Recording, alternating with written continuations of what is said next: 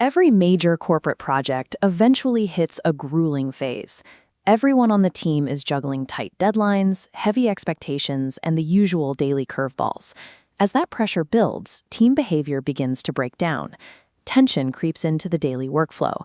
Communication drops off, silos form, and individual team members retreat into isolation to survive the workload.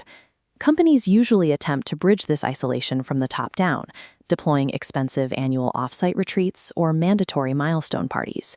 These rare, expensive gestures often fail because they lack any connection to the daily reality of the work environment. This gridlock stems from a mechanical failure, a buildup of social friction that steadily degrades team performance over time.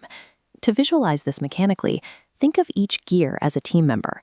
When social friction enters the system, people withhold ideas, delay asking for help, and avoid offering support, forcing the machine to a halt. Overcoming this requires a micro-intervention, a tiny input that smooths the rotation and restores the speed of the system. Team efficiency improves when you focus on systematically removing the social friction that slows people down, rather than simply demanding more effort.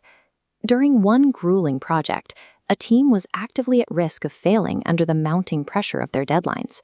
They introduced a single manual variable into their workflow. Every Friday, the team was required to exchange physical appreciation cards.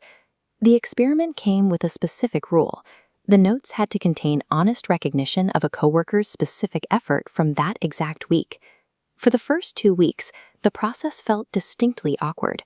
Forcing a brand new behavioral habit into a high-stress environment creates its own initial resistance. Any change to a human system produces this initial discomfort before the operational benefits begin to surface.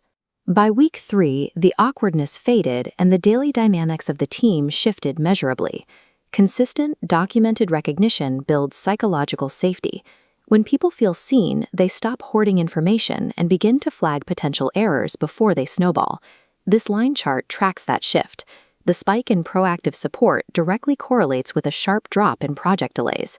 By sharing ideas freely and eliminating the wait-and-see attitude, they cross the finish line well ahead of schedule. High-trust environments move faster. The cards acted as the ultimate social lubricant, proving that trust accelerates project timelines more effectively than raw labor.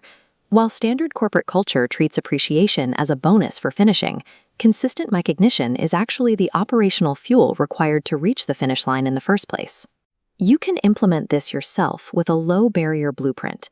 Commit to sending just one physical card a week to someone who made your job easier. Small actions qualify. You might send a card for answering a tough question, covering a shift, or maintaining a positive attitude during a difficult week. Regular gratitude serves as the necessary infrastructure for a team to handle heavy workloads without burning out or breaking down. The primary point of failure for this habit is human inconsistency. When the workload gets heavy, writing cards is often the first task to be abandoned. Maintaining the habit requires an automated delivery mechanism that preserves the personal, human touch of the message. Platforms like send-out cards provide an engineered solution to maintain this consistency, removing the logistical friction from the process. Sending a physical card is a strategic act of leadership. It builds the high-trust environment required for a team to navigate intense pressure and stay connected through the toughest moments.